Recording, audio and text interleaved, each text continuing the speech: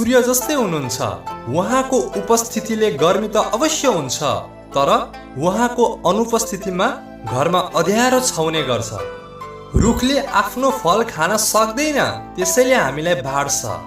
तर जो आफू भोके बसेर हाम्रो पेट भर्छन् नि, उनी हुन् हाम्रो बुबा। भिडियोको अन्तिममा म यति भन्न चाहन्छु, जसले आफ्नो आँखा बन्द गरेर तपाईलाई प्रेम गर्छ त्यो तपाईको प्रेमिका हो। जसले आफ्नो आँखा खोलेर तपाईलाई प्रेम गर्छ त्यो तपाईको मिल्ने साथी हो। जसले आफ्नो आँखा बन्द नहुनुजेल तपाईलाई प्रेम गर्छ त्यो तपाईको आमा हो।